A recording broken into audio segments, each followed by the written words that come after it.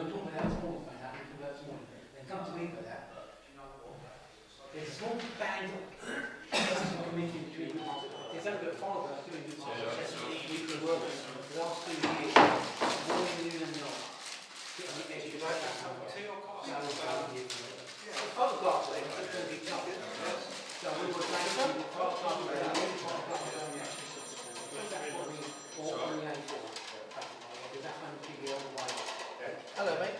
And we're still finalising stuff now. I mean, we've got one.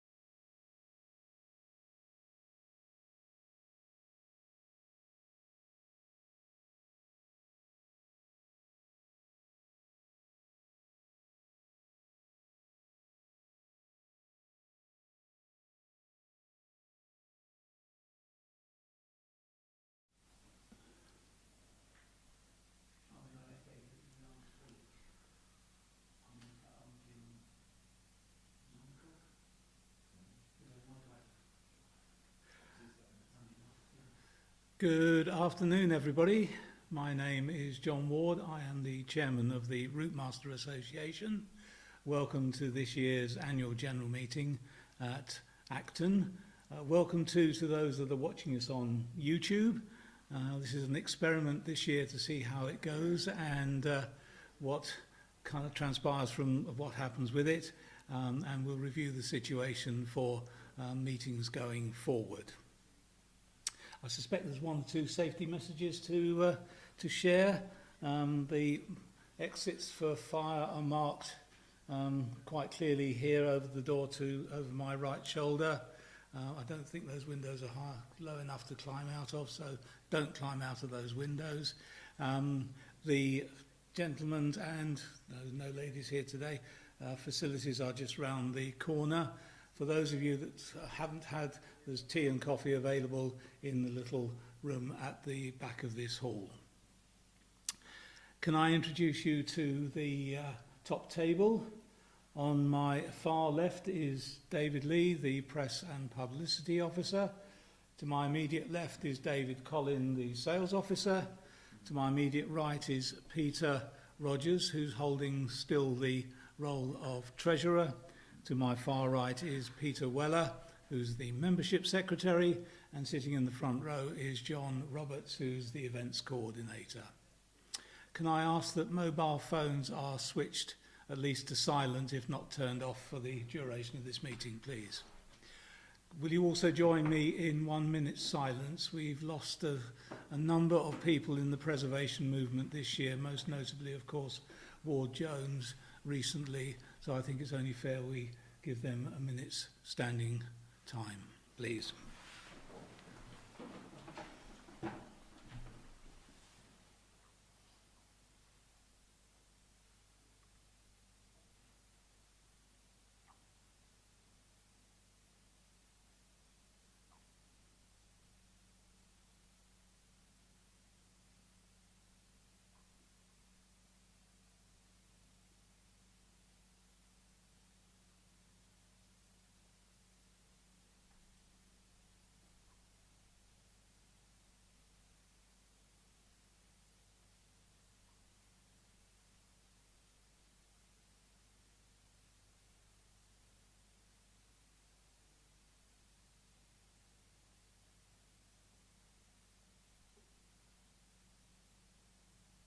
Thank you.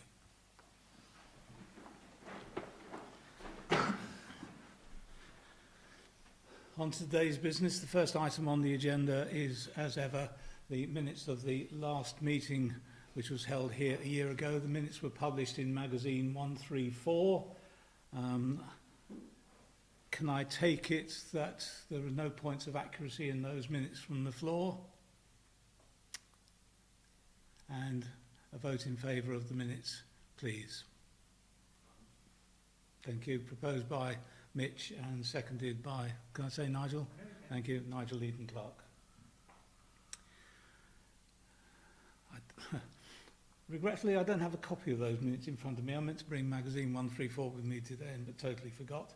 Are there any matters arising from that meeting that people need to discuss here today that are not on a standard agenda for this meeting?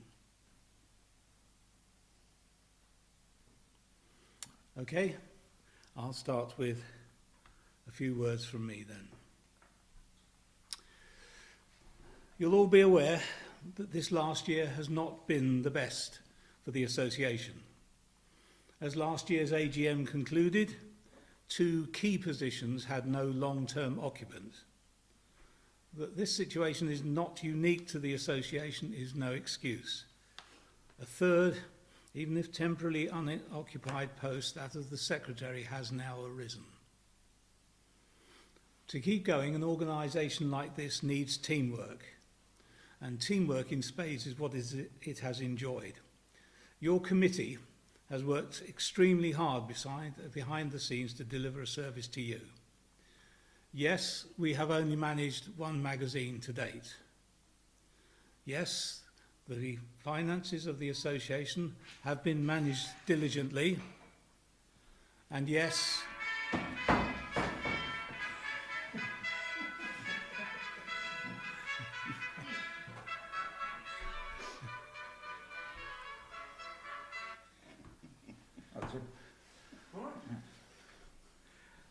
Can I introduce Tim Barrington to the audience? And yes, RM70 now has a base and a plan. You would not have seen a magazine were it not for one individual who, in addition to a committee role, a demanding job, and a young family, persevered until he found a new means of putting the edition together. Thank you, David Collin. An appeal in that magazine has elicited some help, and hopefully the next copy is imminent. The outgoing treasurer, as of the last AGM, has stayed on and has kept the association's finances in a great state. Thank you, Peter Rogers. But he really has to relinquish the role now. So I appeal again to any one of you who has even a little experience of handling other people's money to come and give it a try. Assistance will be available, I think I'm right in saying, until a complete handover can be achieved. I am very pleased to report that the association's Facebook page is active again, as is an association Instagram page. Thank you, Steve Austin. What we now lack is an expert in X, what I understand was Twitter. So, any volunteers? The website has received some criticism. It is not bang up to date, not for the want of trying. Negotiations are underway behind the scenes and changes should occur in the near future. Some stage today, you might hear from Austin Blackburn about cooperation going forward. This also applies to associations and organisations such as ours, the AEC Society, museums such as this, and vehicle owners. Do not be surprised if closer working and sharing of resources happens. Sales of parts have been encouraging and contribute significantly to the association's finances. Personally, I've tried to get to events so that I can meet more of you on your vehicles. I was at Quainton in May, both days at Withell in June, on the Londoner Route T15 in January, and at Detling this month. Now, to RM70. Vehicle entries are increasing, good support will come from traders, and inquiries suggest it will be well supported by enthusiasts. What we now need is volunteers to assist on the day. Ideally, a couple of 2-hour stints each day should cover the event. Please speak to John Roberts if you can help. The RM70 subcommittee continues to progress with all the associated matters, and I am confident we will deliver. The association will also have a presence at the AAC Society weekend next month, and at London Comes to Withall in June. And the Route 159 road run will happen again in December. Please remember that every member of your committee is a volunteer. It may take some time to respond to any form of contract, but your inquiry will be handled. I also remind those not based in the UK that parts to be sent to members overseas will need a UK delivery address. In closing, I thank the committee and their wives for giving up their time. I also thank the London Transport Museum for allowing us to use these premises again and for the tour to come.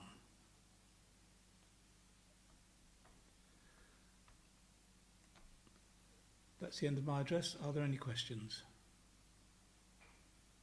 Okay, thank you. I will move on to the, I suppose, acting treasurer, if he'll present his report, please.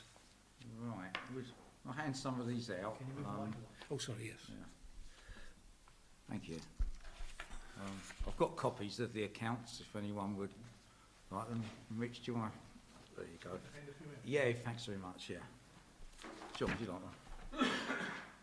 I'll just hand a few along that way. Peter. There you go. Right.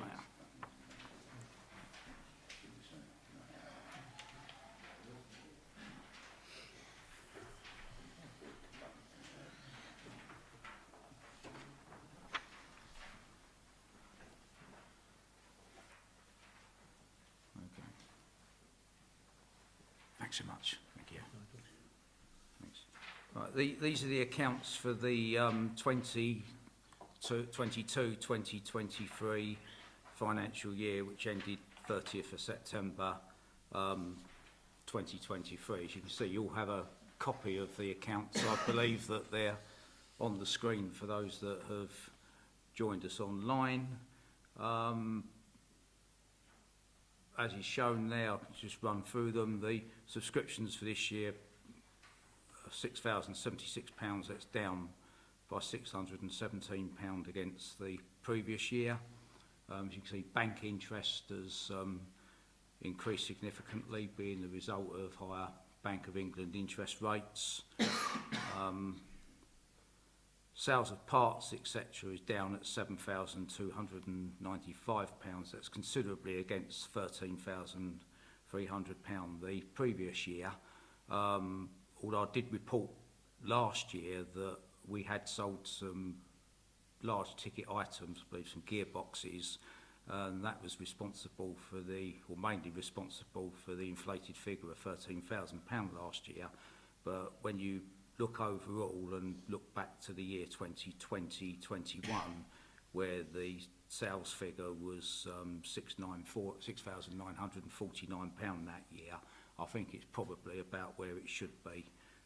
We did look at last year as a blip, given those large ticket sales. Purchase of stock this year was the indicator ears and the speed sensing units.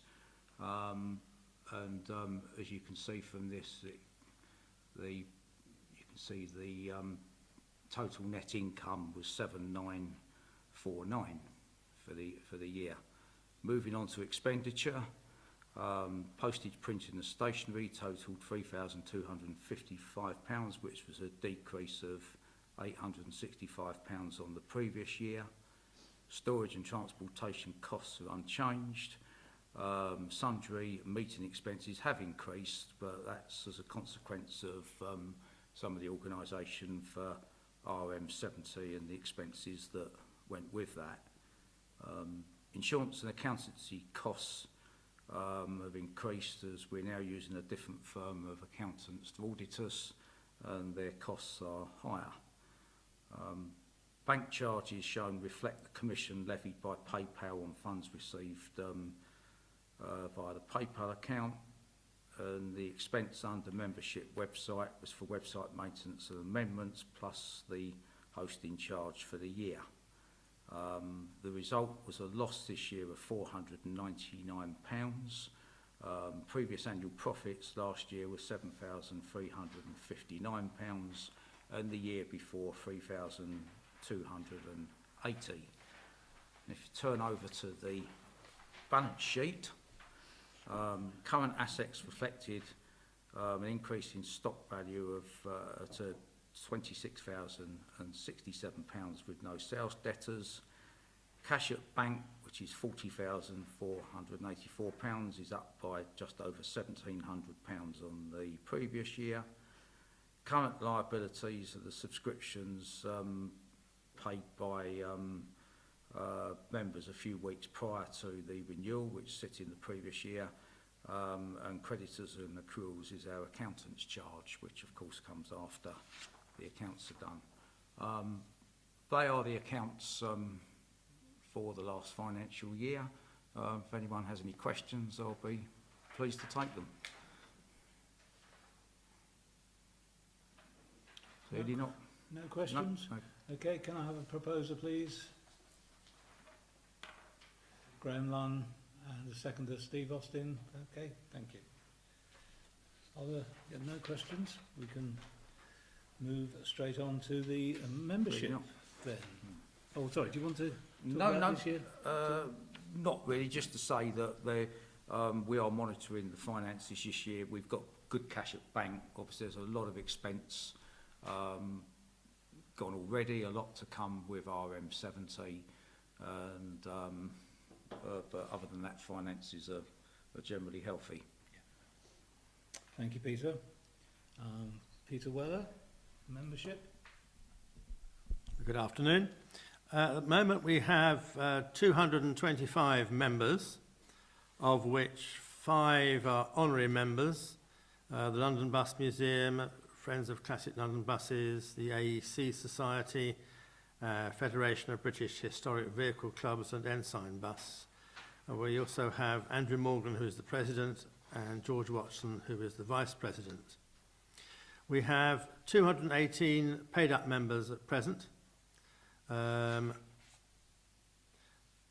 which 195 take copies of the magazine and 23 just take the digital copy.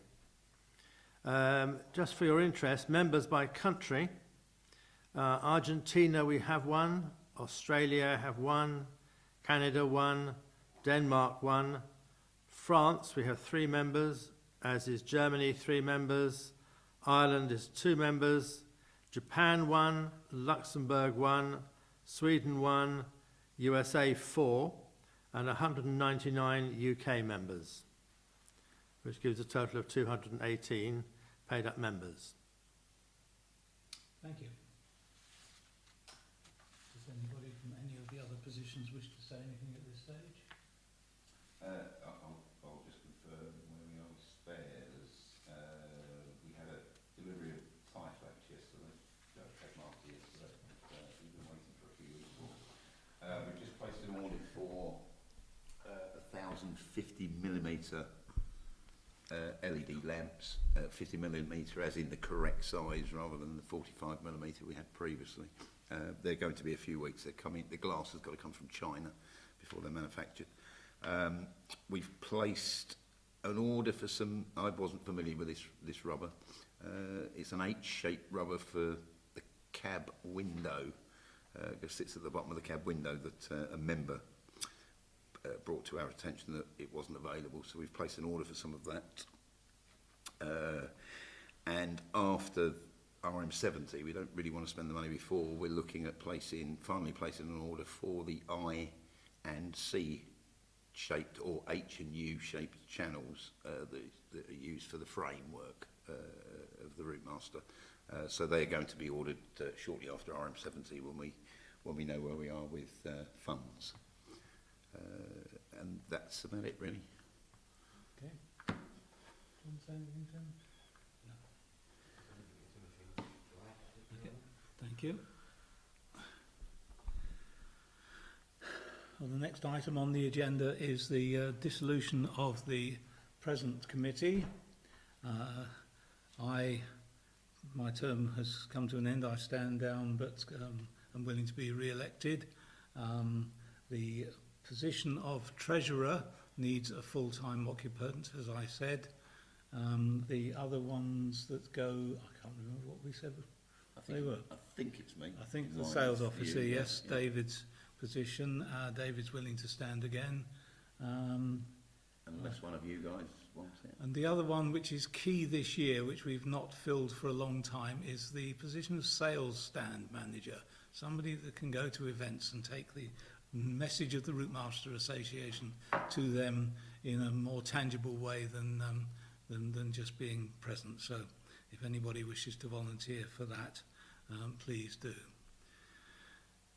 So then the election of the new committee. I am prepared, as I say, to stand as chairman. I will need to be nominated by the floor since there were no nominations in advance. So somebody from the floor, Mitch, I thank you. Seconded by Steve, I thank you, Steve.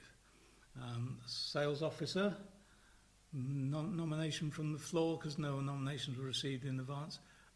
Strictly, your constitution says strictly you can't do it, John. So Graham Lunn and Paul Saint House, sorry, Paul. Now. Hello guys, good afternoon. Hello. That's it. Here in the whole world. Oh dear, we're welcome.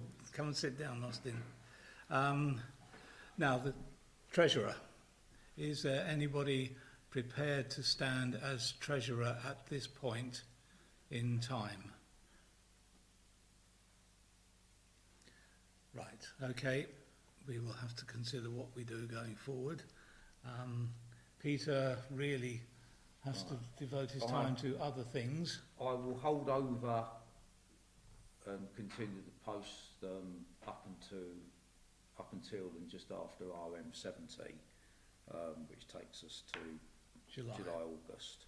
I don't think even if someone put their hand up, they'd probably want to hit the deck running now with what's going on with that. So I'll continue until probably to the end of the financial year at the end of end of September, and then perhaps we can have a chat before that and decide where we're going to Well, go. thank you, Peter. I'm very grateful. If I could have a show of hands for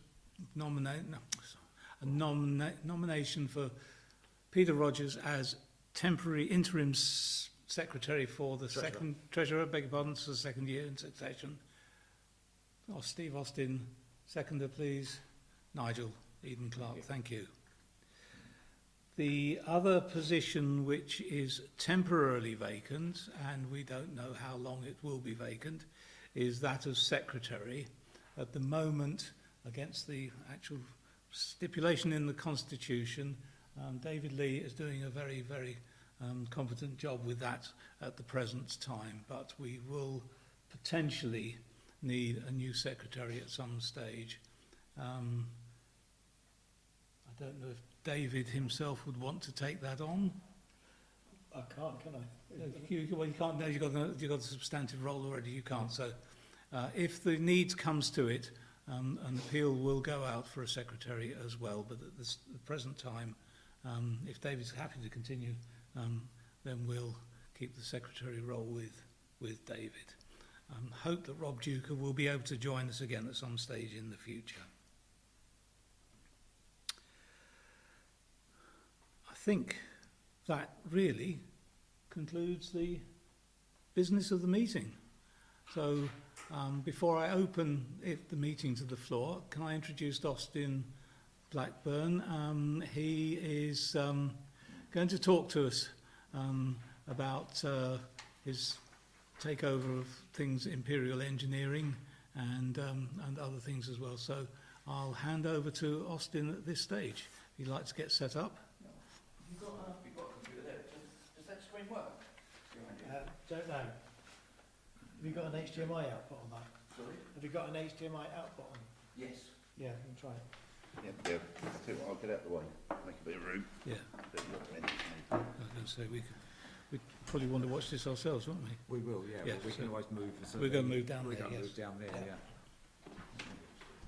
This has got a long link, so... Okay.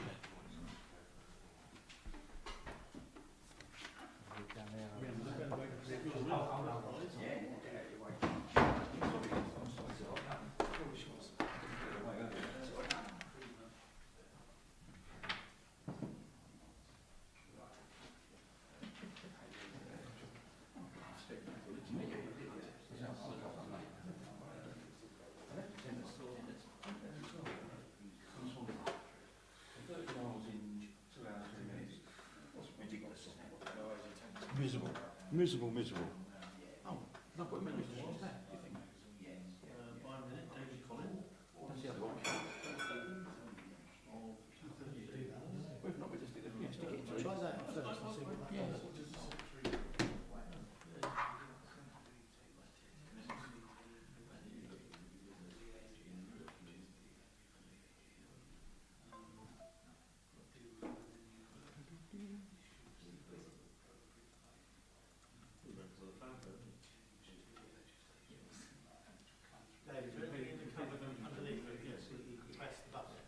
Yeah, right.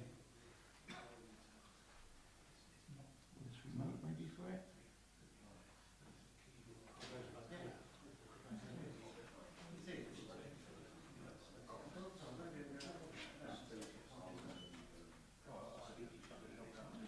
Is he going I did email and ask about this, but no one replied. Not at the museum, not you guys. There is obviously some stuff in here. Something must work, mustn't it? So, Does that not turn on the telly? yeah, it's the connection in the... Would that not come in? Where are you going with that? You're plugged into that hole. You're plugged in, yeah.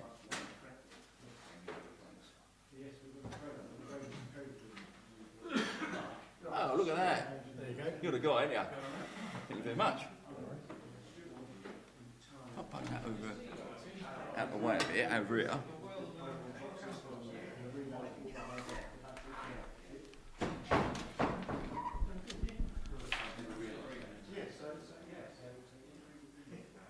Okay guys, let's do this. What, please? Hello there, for those who don't know me, I'm Austin Blackburn. A little bit about me.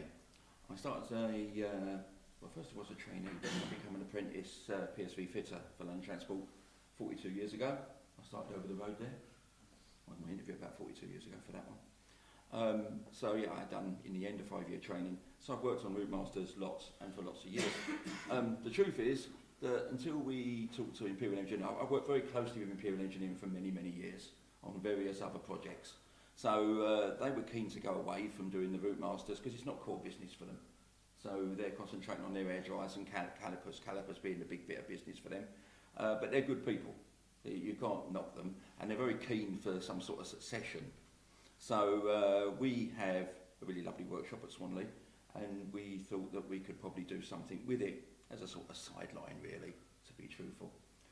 The other thing was when they moved from Cheshunt to Harlow, some of the stuff got lost and everything, which is going to happen whenever you move anywhere. We moved a couple of years ago from Oxford to Swanley, and we lost some bits and pieces. So that's why we've ended up doing what we're doing. So the main bit of test equipment is the bit there, but I'll come to that a little bit more in a minute. What we got? Routemaster braking system. I'm not going to bore you with it because most of you have seen all these sort of drawings and you've all got a bit of an understanding. What I would say to you is, until I started getting involved with getting the test equipment working and starting taking these things apart, I never truly understood how it worked. And I would suggest most people, no disrespect to anyone in the room, don't know exactly how it works. Until you start really getting involved with it, it's fascinating. And it doesn't necessarily work the way that everyone teaches you. But either way, we're halfway there with it now. With regard to the kit that we're looking at the moment, we're doing foot brake valves. We should be doing foot brake valves. There's 2 different foot brake valves. One of them's got a modified push rod in it with a different seal and a bushing. And that's the one with the HG at the end of it. And then there's the ordinary one as well. To be honest, they're the same. They're the same as the Titan one as well. So, to be honest, you're not going to know whether you've got a Titan one or a Routemaster one on your Routemaster. You could well have one that's got a lot of Titan bits in it, because I assume that they've been mixed up over the years. With the accumulators, it's a little bit more clear cut. So you've got the RM type ones, front and rear, and you've got the Titan type ones. And I'll come to the differences a bit more in a minute. They're very, very different. Sorry, Yeah. I've just had a message from one of the people who's online. I said, can you put the mic nearer? Oh, sorry. I forget about such technology. I must apologise. Yeah, so there's 2 different types of accumulator, and to be honest, we've concentrated on accumulators so far, and the reason we've concentrated on them is because that's what people seem to want. So, you know, we're trying to do them first, one step at a time. So the accumulators is the thing that we're really sort of hitting hard. What we got here? So there's the test bench. When we took it over, bits of it were missing. This piece here for testing, putting the load cell onto the foot brake valves was missing. We've also made a clamp for the accumulators here. And we've got some test equipment here that can do brake pressure switches. The new ones, not the old ones, but we've never had an old one given to us yet. But at least we can set up the new ones. We can source them and set them up and make them into something. This bit of kit here, we haven't even touched yet really, is for doing AC9 compressors. But again, there is, you know, many RMs that are actually in service haven't got AC9s anymore, and there isn't so much demand, and some people seem to have spare ones. So there seems to be a less of a push on that at the moment. The push really needs to be around here. So what I've done, I just knocked this up this morning to be honest. What we decided to do was actually we got loads of different bits of information from various sources, some of it from Imperial, some of it from stuff that I had from when I was an apprentice, some of it from an old brake manual that I think was put on one of the groups, which is really, really useful, to be honest, the Lockheed manual. But we thought we need to have a test procedure, because when talking to Imperial Engineering, they never really had one. They have a guy called Dave and another guy that's now retired that could build these and test them, but they didn't know what they were testing or why they were doing it, to be honest, because they're bench fitters. I was a bench fitter once. You don't have to worry about where it goes on a bus. All you do is build it. So they didn't really have anything in writing, so we thought, well, if I put all these bits of information together, we'll make something that relates to the bit of kit that we've got.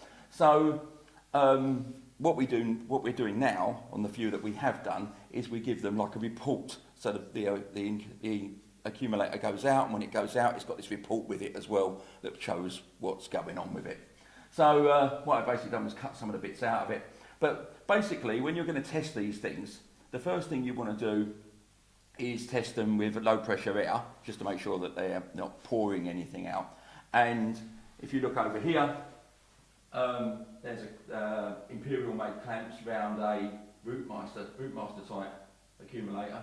I forgot to say to you, the obvious thing about accumulators, if you want to tell the difference, is if they've got screw-on ends, like that, they're RM ones. If they've got caps with circlips, they're Titan ones. My particular Routemaster's got Titan ones on it. To be honest, with what we've learnt, the Routemaster ones are 100 million times better, to be truthful, and easier to service. But we're stuck with what we're stuck with, aren't we?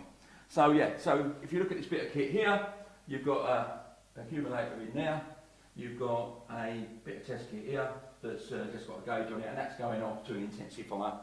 And we can apply air both ends initially to make sure things are good. So that's what we're doing here. And we're making sure the piston moves as well. In our humble experience of the, 7 or 8 that we've done so far, basically using second-hand parts, because I'll come to that in a minute, parts of the issue, we're not seeing piston or bore problems. The vast majority of the problems that we're seeing are air and unloader problems. And I'll come to them a bit more again in a second.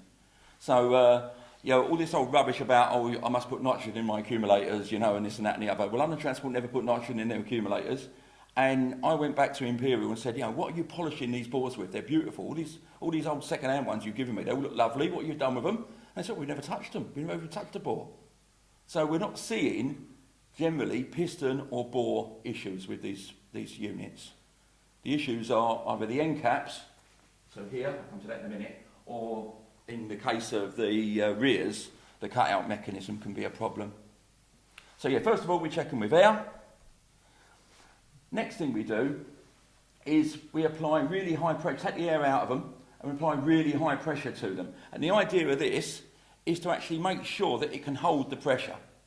So a bit like a boiler in a steam engine, where you check them with water, we're checking them obviously with oil, but we're checking them with oil without air. Because if we've got air in there, then it's like a bomb if one of the end caps come off, or something terrible happens to it. We want it to know that, so what we're doing is we're sticking in the test equipment that they've got, we'll stick in about 1,800, 2,000 psi. The test procedures vary, but they all talk about 2.2 to 2.5. We find in the actual test kit we got can't give it that.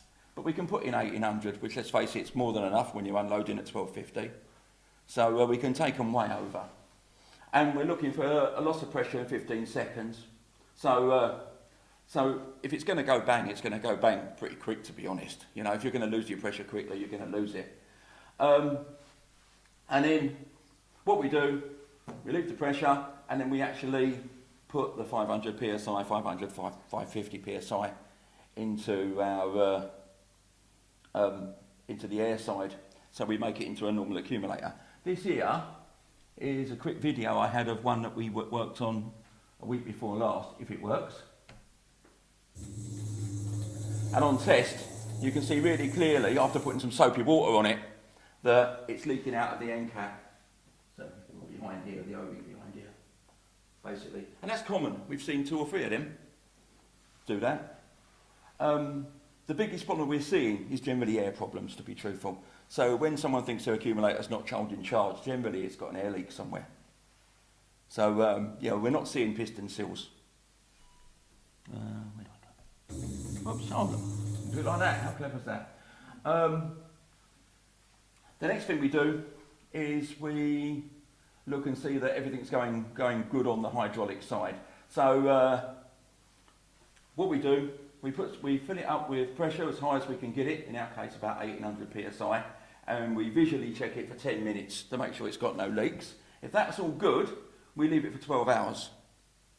So it's a long time test on it. Now, we've got a bit of an issue with this because there's an internal leak on the test rig, but we know that there's an internal leak on the test rig. So if you leave them overnight and you've still got about 800 left in them at the end of the next day, then we know that we're roughly right.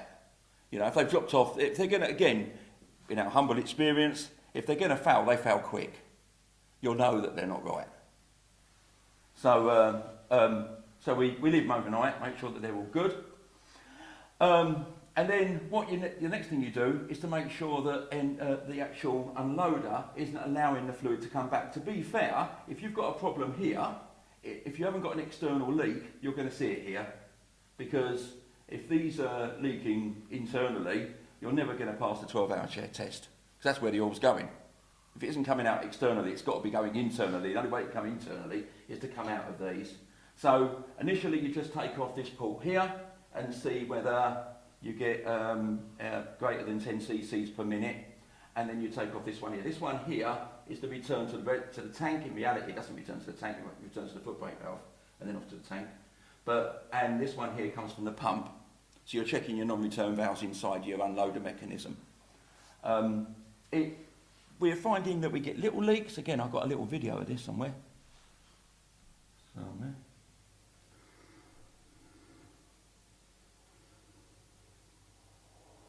Trust me, I'm never going to be on YouTube, you know.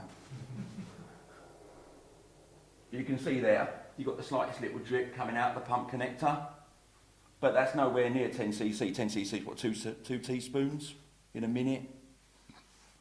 So, that one's past test. The next thing we do is we actually check the unloader mechanism's working okay.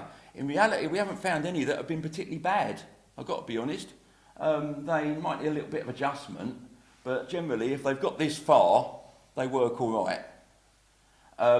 So, I've done this again, not very good video, of the gauge there that's connected to one of the accumulators.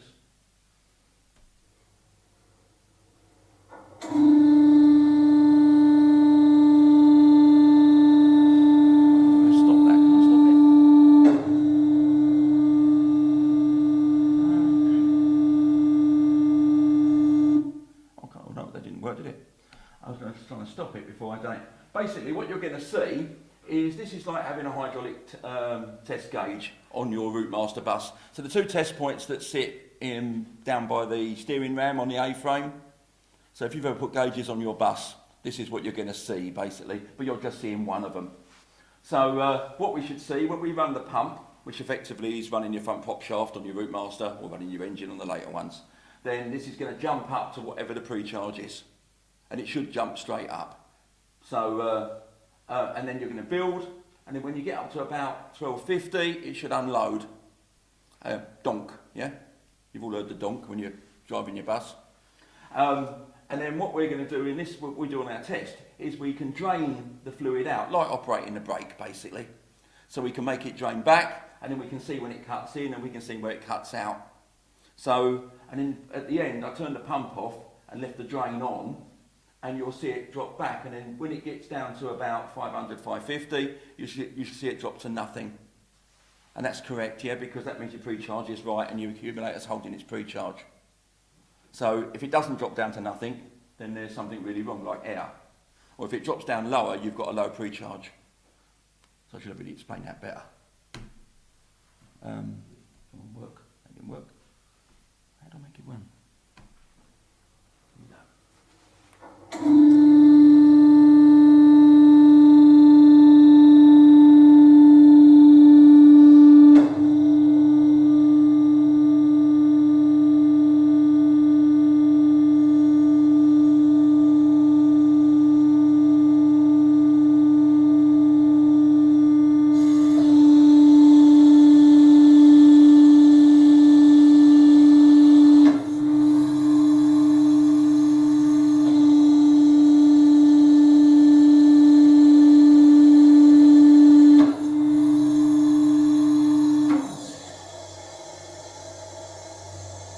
basically I'll put it in gear or turn the engine off, yeah?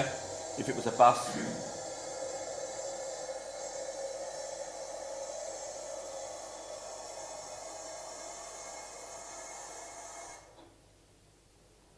Perfect. So that's what you should be looking for, whether it's on your bus or whether it's on a test. And these are the test sheets we're doing. I don't want to bore you with them, but I can share this with you and you can see them. These are only things I've written, but what I've done, I've basically got 3 or 4 different lots of information and then toned them to the test kit that we've got, because it's the only way that we can really do it. There is no test sheets for these. There's test procedures, but no sheets. And some of the procedures don't actually match the piece of kit that we've got. Just going back to the bit of kit, I'll get it again. Where is it? Oh. There. I don't think, personally, this is an RM test rig. I think it's a Titan test rig that's been made to do RMs. If you look at it, it just says to you 70s. It doesn't say to you 60s or 50s. And some of the elements of it, especially when you start doing foot brake valves, it lends itself towards Titan, I think. But I don't know its origin. We don't know. Imperial don't know where they got it from. The guys that were involved in it when they got it are long gone. So no one really knows. But I don't think there's probably hundreds of them floating around. So it's very hard to sort of like ask anyone else. Whoops, give me those. So where do we need help? This is where we need help.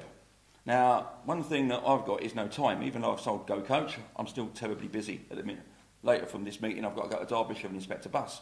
So I'm still pretty tied up time-wise. So this is a touch of a hobby at the moment. When someone pleads with us, we've done what we can to use second-hand bits to repair their accumulator, and we're sort of doing all right with it. But we're really not in production, not by a bloody long way. We're a long, long way away from it. So we need help with parts. Now, we know Barnwell Seals did the parts for Imperial Engineering. Imperial have told us that. The problem is, no one knows the part numbers. Now, we know about wheel cylinders, we know about foot brake valves, but we don't know about accumulators.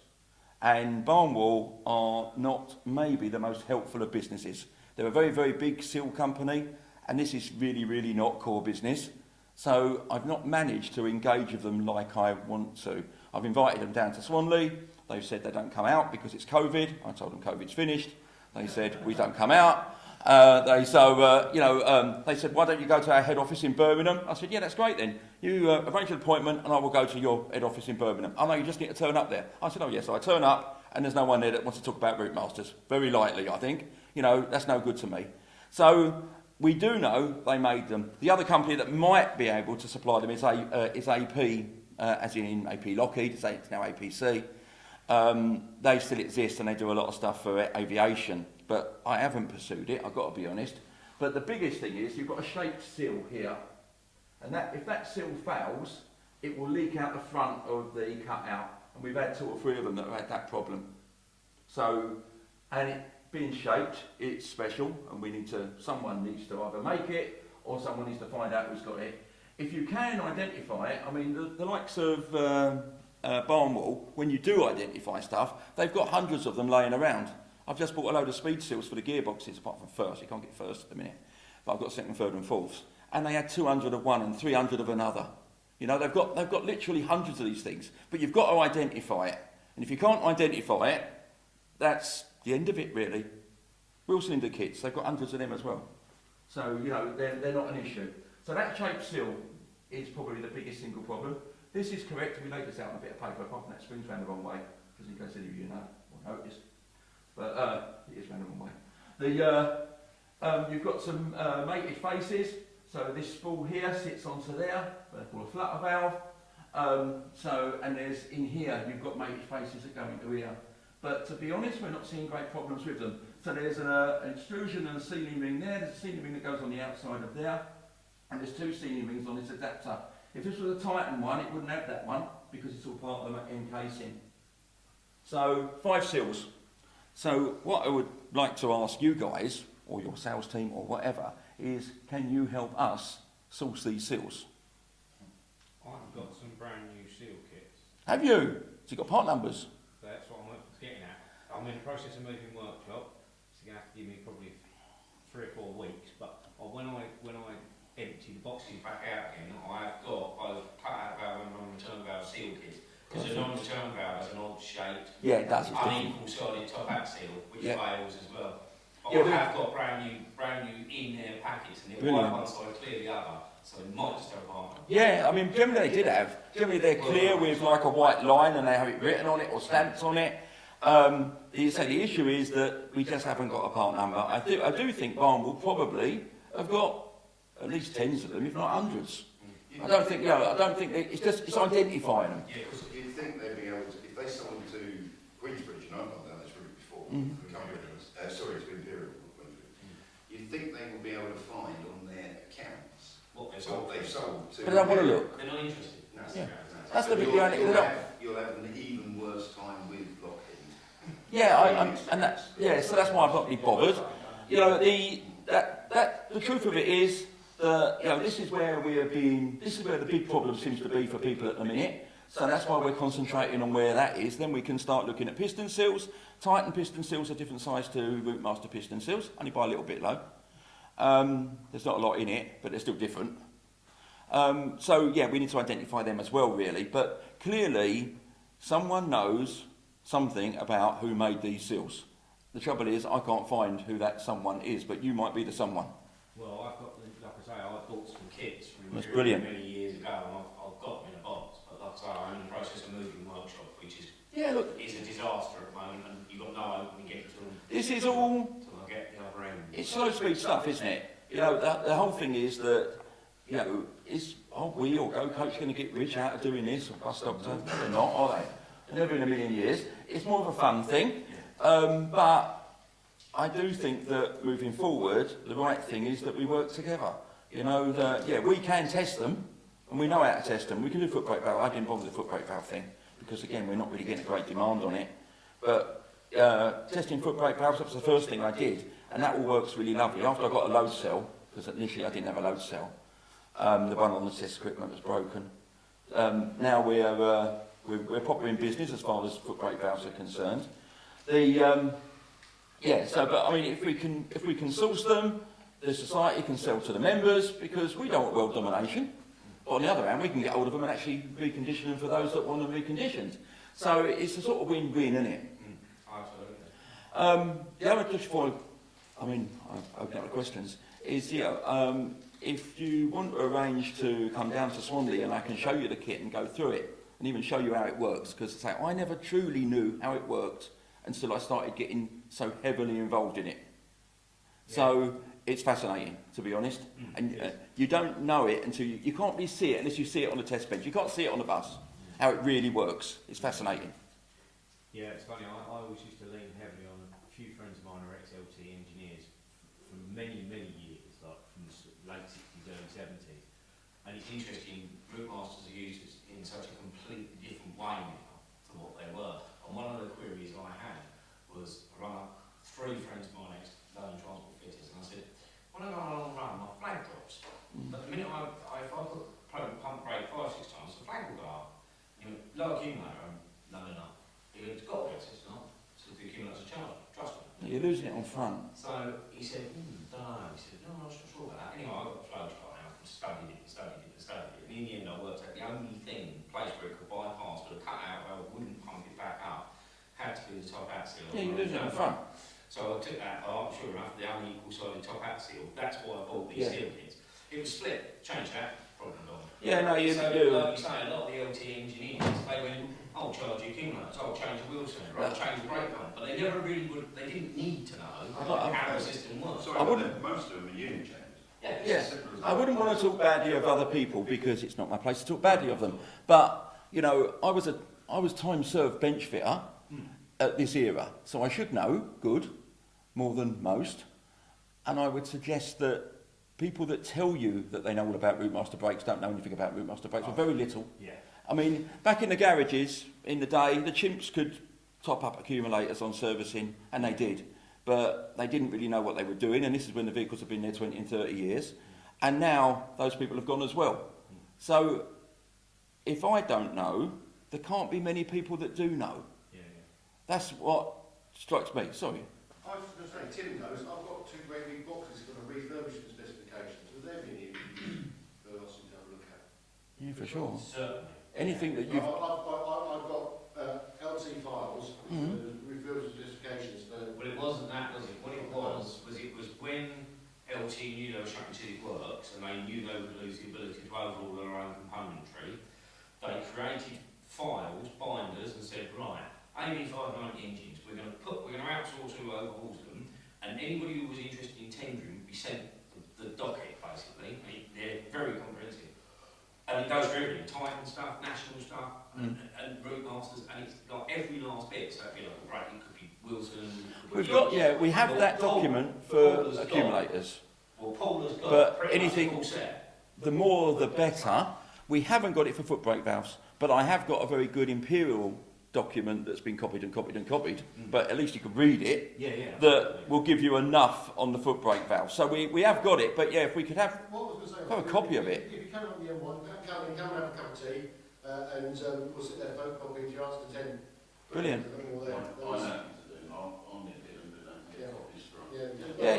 Two great big... You did the copies, didn't you, for gearbox and the engine? Yeah. And then, let's share it, because everyone needs to know this stuff, you know. Well, that's why Paul saved it in the first place, because Yeah, it was out there for everyone to benefit from, basically. It was our engineer retrieval from Skip years ago. Yes, absolutely. You know, it's all about sharing, to be truthful. Yeah, of course it is. Say, do we know it all? We don't. But yeah, what I realised was, one, I didn't really know myself, and if I didn't know, how can anyone else know? And two, there was nothing on this test equipment. Say that they, as a bench fitter, when I worked in Chiswick, I didn't do so much. I was a carriage fitter, but I still done my apprenticeship. We had to go to Chiswick for a week here and a week there. And the guys that rebuilt stuff at Chiswick built it to a specification and just did it. They didn't even know where it went. Yeah, of course. You know, I remember being with the guy that done EP valves, one EP valve every day. And, and we're lapping in the seats and all that stuff. And I was saying, that bolt's really difficult to get to on a bus. And he's going, I've never seen it on a bus. I said, how long have you done it? I've been doing 20 years. But yeah, they're bench fitters. So they... What I found at London Transport is you follow, I was an electrician and Stafford Brook. You follow the procedure. So if you do a charging, if you had a charging fault, you followed this procedure. That was the way to do it. And you got to a point where it said, it's the regulator or it's the alternator.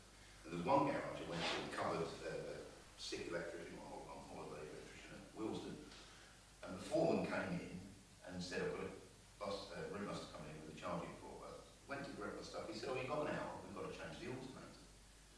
I haven't checked it yet. He said, no, whenever it comes in, we change the alternator, then he does the charge check. Yeah. And basically, because he didn't know what he was doing, if he didn't charge still, it must be the regulator. And that's how a lot of people were at London Transport. A lot of people weren't that good. Now, we're even finding, even now though, the accumulators that we're testing at the minute, the little bit we've done in the last 6 months, is basically those that are desperate. So, someone that really needs it, so Stagecoach, Ensign, some of Imperial's customers in Sweden, of all places. Now, what we have found is probably, I don't know, maybe not half, but nearly half of what we've tested hasn't really had anything wrong with it. Just need to charge you up. Yeah. Or they've got air leaks. Schrader valve holders and end caps. Air leaks. Nothing to do with the hydraulics. So it isn't, a lot of it even now is bad diagnostic. Well, that's where the RM braking system comes into its own for that, because I probably earn the most money out of my living going and rectifying brake problems that other people have a go at. Yeah, no, I mean, it's people just have a go and they go, I make the flag go up, I take the covers off the bike switches, wind them right out so they go up at 10 psi, and then they wind and screw up and come out and go, it's all working now, I don't think it's annoying, Yeah, people don't really understand it, and they've got to understand it. But yeah, that's what the association's there to support, and if we can do our small part with that, we will do as well. Fantastic. Great. Thanks, Austin. Yeah, Thank you. We will... Are there any other questions before I try and summarise what you've just said in my non-technical way? Are there any other questions from the floor? Any other observations? Thank Thank you. What we'll do is hopefully he'll share that I will do. presentation with us, and we'll get it onto the website and the Facebook page, so it's available to members. I literally just knocked it up this morning, but it was just to like give you a bit of an idea. It's not, a bit of an idea of what we're sort of doing. But say if you want to come down or want to arrange some visits down to Swanley, probably half a dozen at a time might be easier, because you won't all get around the machine, to be truthful.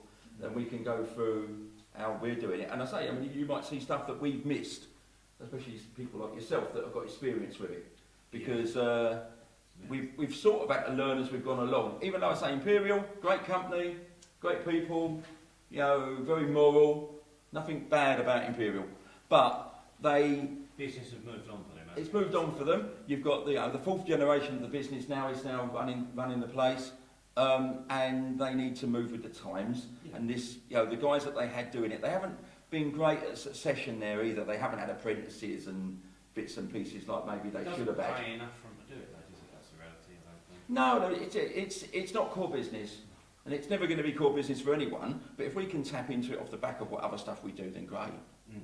Yeah, absolutely. Well, it'd be a great service, because I mean, it is my biggest concern is, I mean, of all the things that have been causing me concern, to the point where I had an RMA that I looked at was stripping the foot brake valve, and I thought, no one's doing it. Another bus in the corner of the yard that I knew had had one overhauled, fitted to it, take that off then. But that's not the way forward, as you well know. So I'm really glad that you've decided to take the plunge and do this. Yeah. Once Imperial said they weren't doing it, I was like, we're in trouble. Because without the ability to be able to service foot brake valves, particularly, they're the real big ones. With the foot brake valves, then you've got to sooner or later make another batch of bodies and things. I'm aware of that, yeah. So that's something that needs to be looked at and sourced. But the majority of the foot brake valves that have got problems are leaking, and they can be fixed without the bodies. And we have got the kits, and we have got the bushings, and we have got a lathe. So we can do all that, we should be able to do all that moving forward. Yeah. They're less of a problem at the moment. Yeah. The other thing is internal leaks on foot brake valves. Even though they might fail test, in reality on a bus, they're going to probably be all right. If you want to leave your bus with the engine switched off for 2 hours and your flags drop, then so be it. Is that really the end of the world? Yeah, especially what a lot of these buses are now doing. It's not going to kill them. So, they're still terribly safe. So internal leaks within the foot brake valve because of body issues, I think you've got to take a bit of a view on it. Yeah, of course you have. To be truthful. But what we've found, what I've been plagued about more than anything, is accumulators. Yeah. So I think that all of us need to concentrate on them first, and then move on to other things. Well, it's good to know though. I mean, like, for instance, with that particular foot brake valve, I now know you're doing them. I can get it to you, because it was a situation where I just put it on the other bus and thought, well, I don't know what we're doing with that at the moment. Bring it down, it will take 10 minutes to test it. Yeah, it's just leaking at the end, and it's on an RMA, so it's very unlikely to be worn out. It's almost certainly just seal failure, I thought. Yeah, the issue will be if it's leaking is whether it's been rebushed or not. So take the gate off the top and see if you can see a brass bush inside it. It's the HG. If it's HG, rekitting it is easy. If it isn't an HG and it's got wear in the push rod, then it needs to be machined out. We're not quite set up for that yet, but we will be. Okay. We've got the kit to do it, we just haven't got that far. I've got to get a 4-jaw truck for the lathe, to be honest, as well. I'm just mindful because it's fitted to an RMA, it isn't going to have done the work. No, it should be fine. Refurb RML, that's what it should be fine. But I mean, they were designed to leak small, and it's only when obviously what is now DVSA tightened up on such things that they then went down the route of machining them and putting this additional sealing and this bushing. Yeah. So that's why the earlier ones haven't got it. Yeah. But to be fair, we've got loads of second-hand ones. So if you had one that you really, really needed, we can find a piece of something that will make it work. And that's what we've been doing with the accumulators. We've just been finding bits of other ones and swapping bits about to make them work. And we do seem to be getting some success out of it, but it's long-term, that isn't the future. Yeah. Long-term, we've got to have the kits. Yeah, of course. Anyway, sorry. That's okay, Austin. Thank you very much indeed. I think a round of applause to Austin. Sounds as though we've elicited some help from 2 sources already, so hopefully we'll be able to cooperate more going forward. Like I say, it's going to just be during my workshop move. They're in a box, currently in my yard. so it's not going to be this week. And Austin's contact details will be on the presentation so that you can contact him directly. If Email you me wish best, to, it's or best. I go get so through. many phone calls and so much hassle that sometimes it's hard to answer on the phone. Yeah. But if you email me, I'll always get back to you. Yeah. Yeah? Good to meet you all anyway. Have a good Yes. afternoon. Thanks very much. Bye-bye. Thank you very much, Austin. Much appreciated. Right.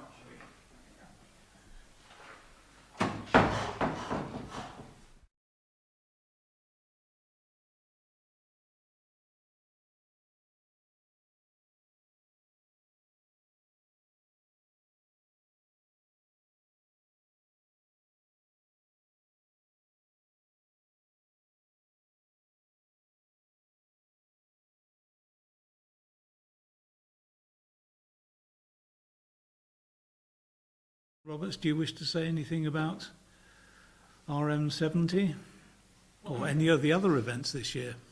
Just to summarise where we are, you probably know all this, you've been keeping up with the social media, but it's 21st of July. It's now at Chiswick Business Park just down the road, which used to be Chiswick Works, which Austin has just been talking about. We have the site from 5 o'clock on Friday. There will be security there from Friday evening until Sunday evening. We already have 3 buses booked in for Friday night, and the rest are coming in on Saturday morning.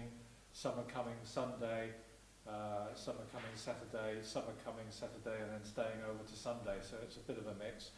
We've allowed for 30 stall holders. We've got about half booked at the moment, and we'll be providing gazebos for them to set up, sell their products. We've also got interest from the local community. It's been in the local press.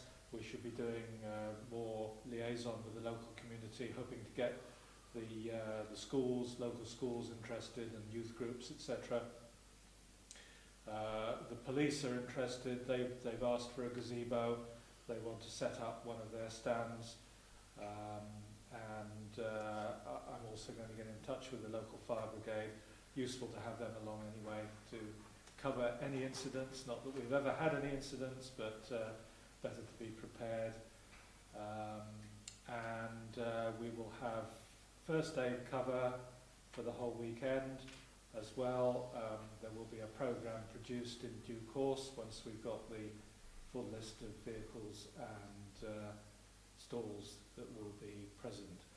I think that covers all the main points. Can I just add that there's a current of interest growing about the history of Chiswick Works itself, and I think we're going to be given some artefacts and some memoirs that will show the evolution of the works and up to its closure. So there probably will be a separate, or one of the gazebos will be turned over to a history of the works itself.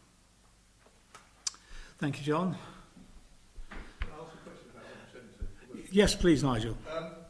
Knowing what happens at show bus and things like that, what have you thought about photographers for buses arriving, leaving and standing in people's way? Because I know at show bus they had this issue where everyone was congregating by the gate when they arrived and by the gate when they leave, it got unmanageable. So I'm not sure what the site layout's like, but I mean, what provision have you got for people to try and get photos, which a lot of people are there for photos, not for everything else between them. Is some people management around photography? The business park is very hot on security and safety. They've got quite a large security safety team of their own, and we will have to be we will barrier off certain sections where it's unsafe, and we'll have people to greet people as they come in and show them where to stand. Because I'm thinking about, supposing I get there at 8 o'clock in the morning to get them arriving, is it going to be a scramble around some entrance that you can't get to the front, and is that not a good idea? Well, the entrance is pretty big and it's railing off, but you can get to both sides that I way. mean, just thinking that show bus have an issue with this. Well, luckily there's railings, so you won't have a load of photographers all ended up in the road. No. So, But I mean, there's only so much space that any pavement is going to take. No, I mean, the only question I'm asking about is some thought given to it, because there could be a load of, I think there will be 30, 50, 100 people trying to get them arriving and leaving. Because it won't just Okay, Nigel, thank you very much. It is a valid point. We have focused on getting the site and making sure that we've got everything we need with the site owners in place before sort of releasing too many details out to the general public. And as I said earlier, there is quite an interest from the enthusiasts for Cernity.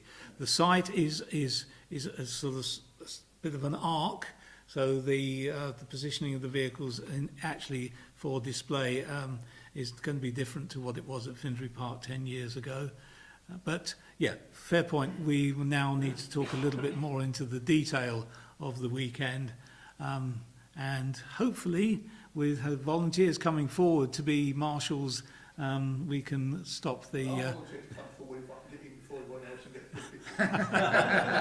Get that man's name quickly, yes. Thank you. Can you just remind people online that obviously if they've got a Routemaster, I can put it in now because we've got a limited space.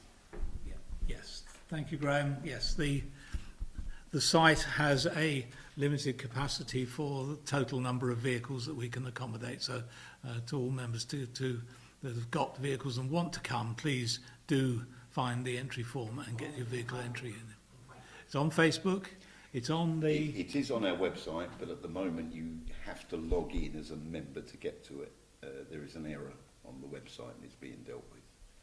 But members can see it and members can copy it and forward it to friends and other people if they need to. Yeah, and there are a number of people who've got their own copies that have been printed off going to events all around the country, so you can always tap up a committee member. That the AEC rally, of course, will be a support of the AEC rally with Routemasters. Hopefully, anybody up north who can't make London, come down to the AEC rally. I'm sorry, but valid point. It's not up north, it's the Midlands. Oh. The north starts in Sheffield. Because it's only 12 miles away. Yes, we've if you like, a mini RM70 at Newark AEC Society weekend would be good. And we understand that people that are owners of vehicles in the anywhere north of Watford are, have I said something out of turn? Are welcome to come there if they feel that London is too far. I understand the circumstances of living these days. If London is too far, let's have a little bit of a show at Newark. And don't forget also Withall. Withall's got a weekend in June. A small collection of vehicles there, or a large collection even of vehicles there, would be welcome. But yes, we'll talk about the logistics of the site for photography, Nigel, in detail as we move forward. Yeah, thank you. Any other questions? Right, I'll open it then to the question of the running of the association this last year and going forward. Are there any questions from the floor? No, I'll take that. All I will say, John, is that obviously, as I've been working with you on the Routemaster Centre Committee, these guys on the front desk have been working so hard this year, and any criticism they get is unduly. They have been working harder and harder and harder. And Routemaster Centre has been on our list from day one. Yes, the magazine's been delayed, we all know that. Dave's working on it again here. So these guys really need to be applauded, not, as I've been hearing out on the streets, and the other way around. They've been working hard, and without these guys on the front, the committee, the Routemaster Association might not be where we are today. That's great. Thanks. Thank you very much, appreciated. Okay, if there are no questions from the floor or observations about the running of the association, I shall call this meeting to a conclusion. Thank you all very much. There is now available a tour of the museum collection. Obviously the focus will probably be on buses, but if you're interested in other parts of it, Keith Rayburn, our host, will escort you. Thank you very much. We'll let you know when next year's AGM will be. What I will say is that there will probably be a survey amongst members going after this meeting to decide, or you can tell us why it is that Acton hasn't appealed to you, and where elsewhere in the country an AGM of this nature might be appropriate in the future. So do please complete that survey when it comes through. And we already have one suggestion for Nottingham, but that's it. I have suggested it perhaps moves around the country in the future. Yeah. You know, different museums. So. Yes. The time of year doesn't help as well, because this is, by the time you get to this time of the year, it's clashing with everything and everybody's busy as well. Yeah. Well, You probably know that the London Bus Museum's AGM, they get over 100 people, and that's because they put rides on around the site on old vehicles. So if you can combine it with some sort of opportunity to ride something that's not normal, then that will attract people. Good point. good point. Thank you. Yeah. Oh, in Chesterfield, we've never gone on about that. That would be unusual. That is. Fix the installs first, I want you to fix the installs first. That's deliberately like that, so you Is can it? hear it. Oh, you can hear it, oh, you can hear it, all right, yes. We could do something here like that, couldn't we? You wind up everybody in Chesterfield, is it? That's the thing. Thank you, Nigel. If there are no other observations from the floor, I'll call this meeting to a conclusion. Thank you for your attendance. Thank you.